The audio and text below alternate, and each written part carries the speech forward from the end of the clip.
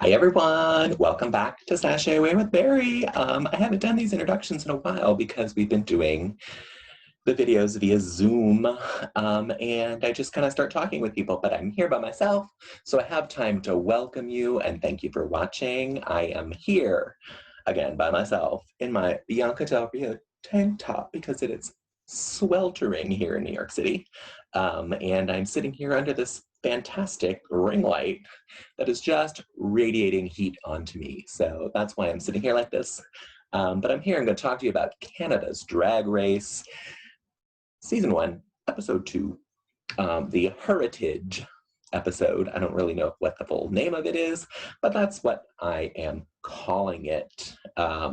We didn't do a real recap last week. I talked with both Roger and David about it when I spoke with them about All-Stars. So we're going to kind of start with this episode. You can go and find those other episodes where we talked a little bit about Canada, but we didn't talk really a lot about it. We talked about how excited we were for it because it is something different and new. It's kind of like UK where you get a new sense of drag and not the typical drag race drag that we are normally seeing all the time. But I will be back with David later in the week to do the Toots and Boots and a little recap of All Stars 5, Episode 6, and that will come out later this week. But again, welcome to Sashay Away with Barry. Here I am. We are going to talk about the looks eventually, and I just want to say, if you want to play along in our Instagram poll, we do it every week.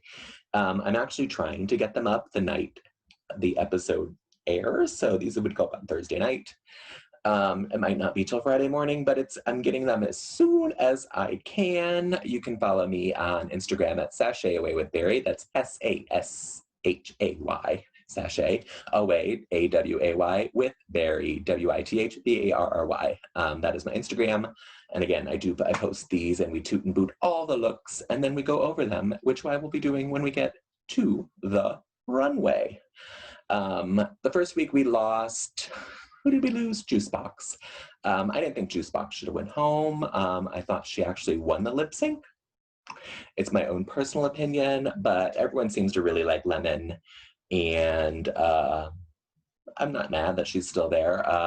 So it's fine, but I really like Juicebox. I didn't think she was the worst. Her outfit was bad, but again, I liked her lip sync more. I think if she had been lip syncing against someone else, she would still be there. So maybe it's a little bit of producer manipulation, who knows? And of course, the winner of the first week was Rita Bagga. I talked about this with Roger and maybe David as well, that from watching the Meet the Queens videos, Rita Bagga was my top pick. But I am also, from the Meet the Queens, I was fascinated by Jimbo, and now that the first and second episodes had happened, I am now fully obsessed with Jimbo. Right there behind me, Jimbo, and there's Rita Bagga. They're on opposite sides of me. But last week we lost. See if I can find her. She's probably down below. Where is she? I don't even see her on the screen. That's shady. 2, 4, 1, 2, 3, 4, 5, 6, 7, 8, 9, 10, 11. Yeah, she's not even in this group. They took her out already. That's crazy. So she's not even in this picture. These are our 11 queens that are competing this week, and we are doing the Her-itage. I don't know. I mean, I'm not from Canada. I don't know anything about these. I did hear on, I don't know what podcast it was, but there was some, I think it was the one with Jeffrey Boyer-Chapman, that Crystal came on. I'm sorry, I'm dripping. I hope you can all see this delicious sweat that's coming off of me because this light is so hot. But I need a towel to damp myself. But I don't have one. Don't have one with me. So we're gonna keep going. Anyway, the podcast with Jeffrey Boyer-Chapman, he brought on Crystal from Drag Race UK, who is Canadian, and she kind of gave us a little insight on things that are happening there. It's sounded like she was making an appearance in it. I thought she was going to be on this episode, but she wasn't there. So who knows? Maybe she'll pop up again. But she was telling us about what these heritage videos were. They were commercials honoring historic Canadians. I didn't know nothing about them, so I don't really know what this is, but they're going to be doing some skits. That's the main challenge. Our mini challenge, however, is ballet, and Brooklyn Heights comes in and does some references to being part of the ballet troupe that she was in, whose name is now escaping me. I've seen them live. They are fantastic. I don't know, but they are good. And so they're going to do a little ballet, and they have to do the prima ballerina version, and then at midnight they turn into kind of a whore. That's what I'm going to call it. And they do some booty-shakin. Yeah, it was fun. I find these always entertaining. I feel like the crazier you are, the better you're going to do in it. And that is kind of evidenced by our winners, which are Boa, who was just insane and did the worm at one point, which I think is what put her over the edge.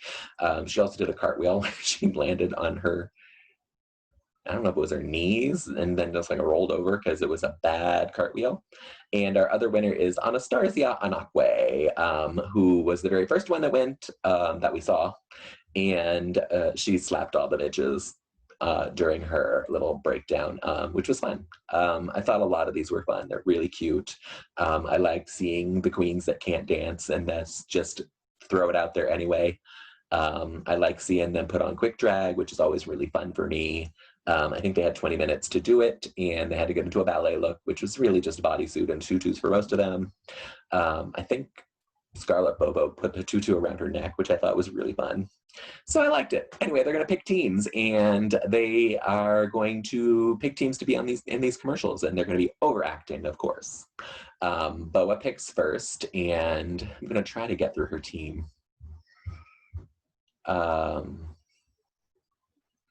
I don't know who she picked first. But let's just go through her team. She has Scarlet Bobo. She gets Alona Burley by default. Alona actually picks to be on her team because she was the last queen standing, and she got to choose which team she wanted to be on. She picked Jimbo. She had Tyne, and she had Priyanka. I believe Priyanka, yeah. Boa, Priyanka, Jimbo, Scarlet, Alona, and Tyne. Yes, 6 of them. The 6 of them are one team, and all the rest are on the other team. I don't know if I can go through them. I'm going to look at these pictures. It is Anastasia Nakwe. She picks Tynomi Banks. She picks Lemon. She picks Kiara. She picks Rita Bagga. And I believe that's it, because I think that's Scarlet stuck behind me. Yes. So they are a team of 5. So it was 5 and 5, and then Alona was left, and she got to pick her own, and she chose to be on Boa's team. Apparently, Boa said she was going to pick her right before it started, and she never did. Way to go, Boa. That's fine. It's fine. It's fine. The Boa's team is going to be the Muffragettes, and they are going to be fighting for the right for drag queens to vote. And then Anastasia, which we are going to call her Starzy because that's what they tend to call her there, is going to, her team is doing some doctor one, which I don't know, it's a play on the I smell burnt toast, but it's I smell burnt tux. And they are drag queens that are having drag medical emergencies, and that's it.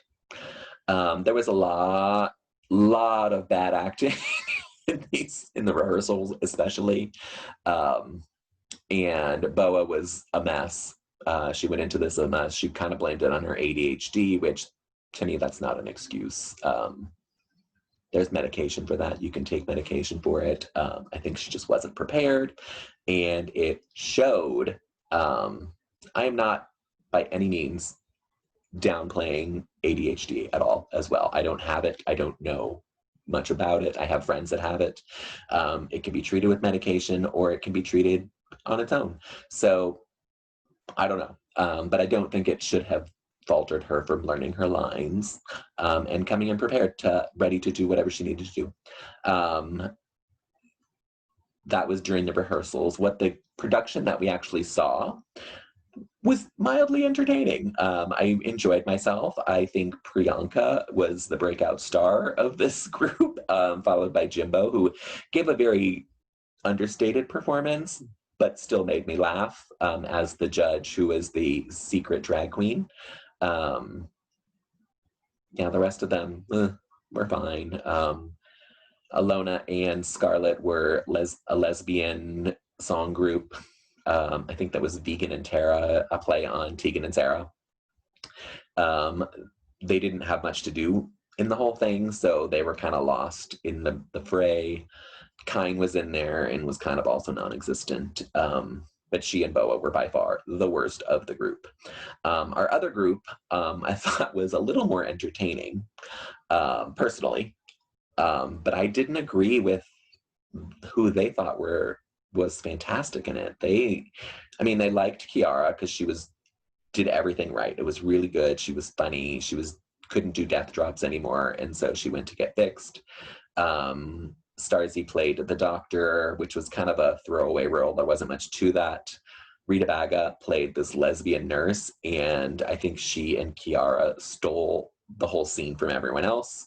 And then we had Nomi and Lemon playing these other drag queens that were in the waiting room, and then they got to watch the surgery. They praised Lemon, and she was fine. She was good. I didn't think she deserved to be in the top for this performance, but I thought she was fine.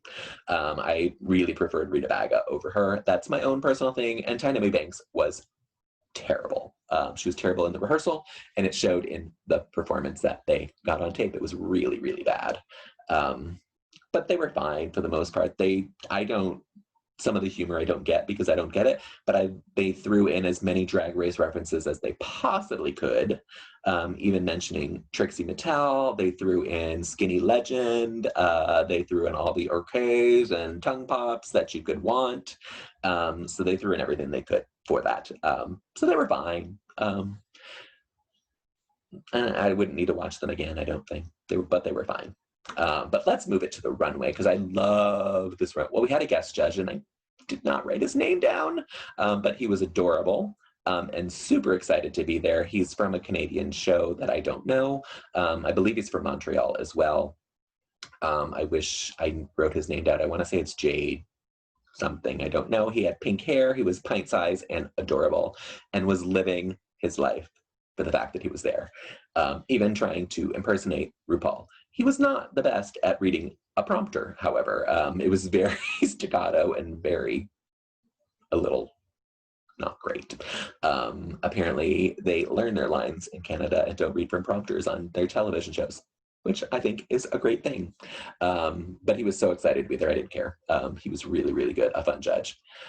This runway is not my first time in drag, and really I'm calling it the glow up runway, because they had to take a picture from their first time in drag, which I think some of them did not pick their first time in drag, which is fine, and recreate that outfit as they would wear it now. I'm gonna do some fancy footwork and share my screen so that we can look at these images. First, we have Lemon, and Lemon is in this gray slate blue gown. She has Anna Nicole Smith hair. This gown is lovely. It is gorgeous. It is pretty. I'm gonna throw my picture back up here because I can't see what I'm talking to. And so yeah, I think this is a great look. My only criticism with it is that she had on one of those bustiers that had her boobs out to here but didn't have any boobs on. And that is very off-putting to me every time I see it. I know some queens don't do body, and that's fine. They don't do boobs, they don't do hips, fine. I'm not against that. I have no opinion about it. But if you're wearing a garment that sticks out to here, you need something underneath it, or it's just very distracting to me. But overall, I really liked it. And on the Instagram, she got a 90% toot. So very, very well deserved. I think this is a great look. Moving on to Miss Rita Bagga. And she did this weird, her before picture was so terrifying and what you expect first time in drag. So I heartily believe that this was her first time in drag. She had literally glued sunflowers on a flower dress, and this is the glow up from it, and I really like it. There was some criticism about it saying it looked too crafty, it looked too homemade. I think that's only based on those shoulder sunflowers, because I actually really like her hair, her makeup. If you get close enough, she did sunflower makeup on her eyes, which is gorgeous. So I really like this. I thought it was good. I thought it was cute. I think the shoulder sunflowers are what people are put off by, but I don't hate them. They could have been smaller or they could have not been there. Either way, it would have been fine. But she did get a 79% toot on Instagram. Next is Tyne Nomi Banks. And her before picture was just a woman in a dress. I think she looked actually really cute in it. And I liked it more than I liked this. I think her makeup in her before picture is lovely. It's very soft and very feminine and very subtle. Her makeup in this glow up isn't bad either. Her face looks great. It's the rest of the outfit that I don't like. I like the top of it. I don't like the skirt. I hate these fishnets on here. When she first walked on the runway, it looked like it was her pads that you could see. But then as she got closer, you realize it was just the cutouts from the fishnets, but they looked terrible. The dress kept riding up, so you could see her coochie. The headpiece and the top are lovely. I think the high ponytail is great. It could have been standing up a little more, but I don't think it's terrible. However, she did get a 56% boot on Instagram. Next is Kiara, giving you all the Paris Hilton realness that you want and need in your life. It's basically the exact same look that she had in her before picture, but she's only been in drag for 2 years, so I totally get that. But it was a cheap gold lame dress that she wore the first time, a terrible white wig. So this is a glow up. It's a heightened version of that. I wish on the runway she had left the coat on longer or just held it over her shoulders as she walked down the runway, but I know she wanted to show her body because her body is sickening. She's also one that's not padded or boobed, but this dress works for that because it's laying on her body. It's not sticking out from her body. So I appreciate that. I actually like this hair. She had these crystals in her hair, which I did not really enjoy. In the picture, they don't look bad, but when you saw them up close, it really looked like chandelier crystals that she just strung and put on her hair. In my apartment, we have several chandeliers, so I know what a chandelier crystal looks like, and that's what it looked like to me. But I think she looks great. I think it's cute, it's simple, but it works on her body. Again, I wish she left the coat on longer, didn't do the reveal so quickly, or did a partial reveal to her shoulders and then dropped it at the end of the runway. Either way, it's fine. She got just a 61% toot on Instagram. Next is Anastasia Anakwe, aka Starzy, as we are going to be calling her from now on, because it's so much easier. And she is giving us pageant realness. The photo that she gave us is, I don't think that your first time in drag, you're competing in a pageant, but I could be wrong. Maybe she did. Her glow up is gorgeous. She looks fantastic in this. This wig is everything.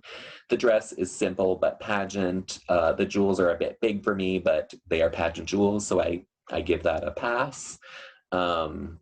It's very reminiscent to her first look, which I think is fantastic. It's just a heightened version of it. So she did her job very, very well. And I like it. And she got a 75% toot on the Instagram poll. Next is Boa. And if you didn't see her before picture, I would have never thought that was Boa in that picture. It looks nothing like her. I would have never even thought that it could have been her. This is a heightened version of what she wore. It's a corset and a panty. That's all it is. There's nothing more to it. And she did the same thing that Lemon did. She wore this corset that is sticking out, but she's using her natural man boobs as her boobs, and it's there's like a 3-inch gap between the corset and the boob. She has pasties on, so I get the reference of that. But again, I don't like it when they do that. Either put a boob on or wear a corset that fits you, or that fits against your body. That's my only issue. But I don't mind this look. I think it's, any big girl that comes out dressed like this and looks sexy, good for you, because I would be terrified to wear this. I'm a big girl. Trust me, I have things like this, but I would never go outside or take a picture in them because I feel like no one wants to see that. But seeing her, it's kind of empowering, and you're like, oh, maybe I can do that. I will say her makeup on this looks flawless. Her makeup is so good in this picture. So I give her props for that. However, she did get a 61% boot on Instagram. Next, we have Tyne. And Tyne is giving us Ursula, a new version of Ursula. She did Ursula as her first time in drag on a Halloween, which that is what I expected most of these pictures to be, because that is where most people do start drag, and that is at Halloween, and she went as Ursula. I'm going to agree with the judges somewhat, not fully, because her makeup in the before picture is better, only because it looks purple, and she painted herself pink. She's posted pictures, new pictures online that she is actually purple. It could be the lighting on the runway, but you kind of have to take that into consideration as well. They liked the before wig. I think both wigs are fine. I wish they were a little crazier because Ursula has crazy hair. So I wish that was the only thing. I have dressed up like Ursula. I'm not gonna lie. I did it for Halloween as well. I had literal Ursula hair, meaning I bought a Don King wig and styled it out to look like it was underwater, like moving underwater.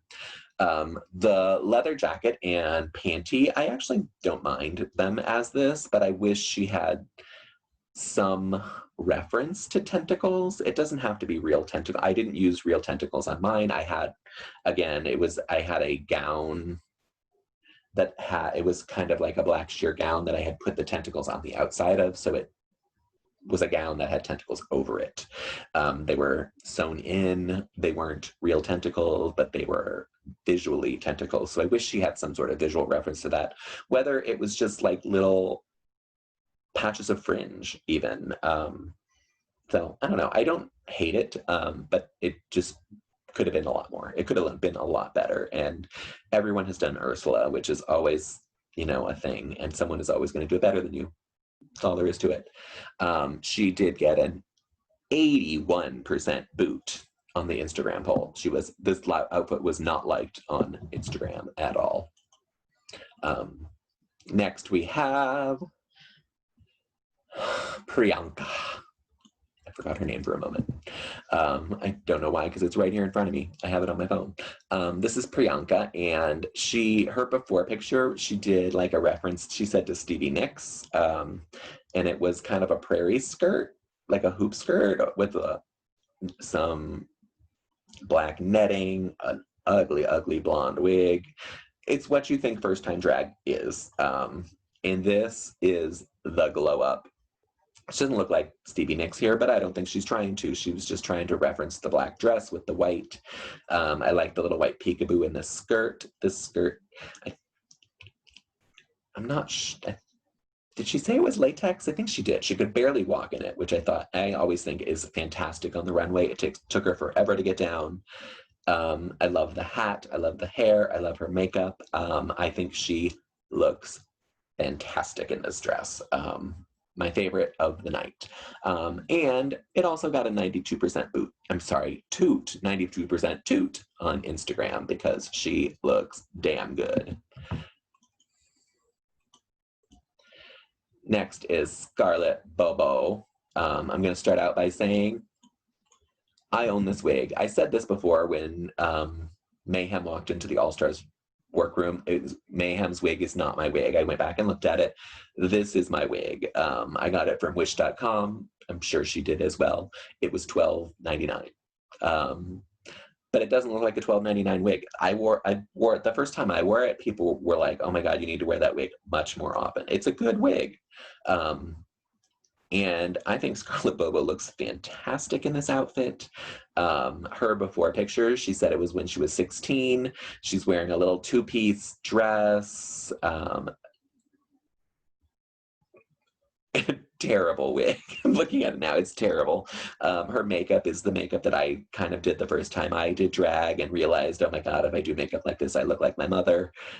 So I didn't do makeup for a while, and then I started learning to do a little bit more and got better at it, and so did she, because this outfit is fire. That's why she got the fire. She's eating the fire on the runway. This look is fantastic. I think she looks fantastic. She looks great. This is one of my favorite looks of the night. And she did get an 85% toot on Instagram this week. Ilona Verley.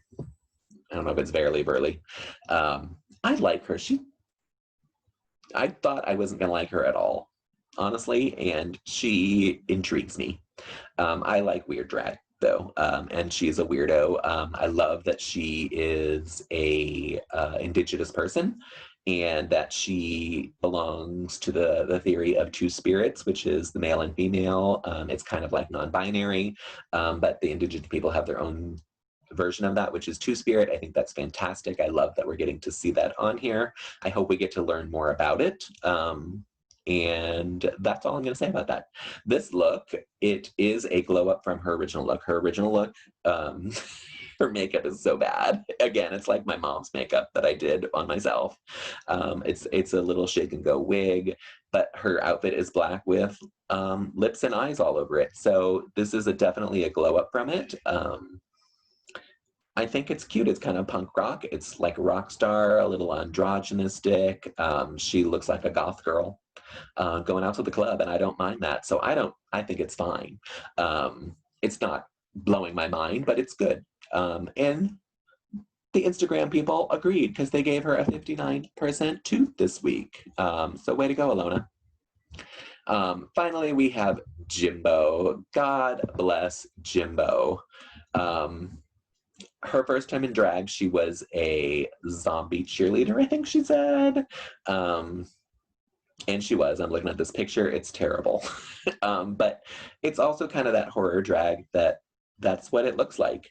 And then she came out in this zombie cheerleader, and one of my favorite things is, I don't know if you can see my mouse in this video, but I'm going to point it. But if you look at the stripe across her check, she did CDR, or Canada's Drag Race. It is little details like that excite me. And she came out in these fucking 8-inch heel boots, which I think are the same boots that she wore in her original picture. If you can go back and look at it, please do, because I think they're the same boots, and God bless her. They might not be the same boots, but they are the same height. And then she comes out and she has the tearaway ponies, which I have some as well, and they are one of my favorite things. They're literally just clips, and they come right out, and I love them. I love them so much. This look, it is terrifying, it is freakish, and it is fantastic. I love this look so much. It's not my favorite look, but it is in my top 3 this week. Maybe top 4, because I think I have 4 that I really, really liked this week. But I think she looks fantastic. I think this is exactly what she needed to do. It is showing the elevation from her beginning to what this is now. And I salute you, Jimbo, because I think you are a fantastic queen. And I'm so excited to see you on this show. So, so excited. With that said, we have our top toot this week is Miss Priyanka. And look, you get to see her original dress. There she is. That was her little Stevie Nicks look. And that is her glow up. Again, she got a 92% toot. That is huge on these Instagram polls, let me tell you. And then our bottom boot was Tyne. This is her Ursula, and this is a very blurry picture, so you can't really see it. But you can see that the face is very different. She had purple initially, and then it was very pink on the runway. And when she was painting it in the workroom, I saw that it was pink, and I was like, what is she doing as pink? But there you have it. We're gonna stop sharing the screen and jump right back into this. So that was our runway Priyanka was my favorite. She did get top 2 on Instagram. She was my favorite this week. So I'm not going to disagree with that. I think she was fantastic. And she ended up in the top. Our top queens this week were Lemon, Priyanka, and I think there were 4 because I think they had Jimbo and Kiara. I think they were our top 4. And I agree. Other than Kiara's look, I don't think that was a top look. The other ones I don't disagree with. Kiara looked great, but I didn't think thought it was just a little too simple. But her acting challenge was fantastic to me. So those are our tops. We do have a bottom 3, which is Boa, Tyne, and Nomi Banks. And that is the right bottom 3 this week. They were the worst in the challenge. And the worst on the runway, yeah, I gotta say it. Boa had the best of the 3, and I think that is what saved her from being in the bottom 2. So lip syncing for their life to If You Could Read My Mind, are Tyne Banks and Tyne. I was gonna say who did that song, but it's 3 people and I can only think of 2, so I don't wanna put it out there. But it is Amber and Ultra Nate and someone else, and I think it was the theme song in the 54 movie. I believe so. I could be wrong. Fact check me, put it in the comments below. But Tyne and Tyne Banks are gonna lip sync to it. And this is where Tyne shines. This is apparently what she is super good at, because you didn't want to take your eyes off of her. She was really, really fun to watch lip syncing. She clearly won this lip sync. And then at the end, she had a little bit of an emotional breakdown and started crying, and Tyne went over to her and said what will go down in history as the best line so far of Canada's Drag Race. And I forgot what it was. I forgot how it went. I think she said, "This is my moment. I'm going home, okay?" Meaning, stop fucking crying, bitch, because this is my moment. You won.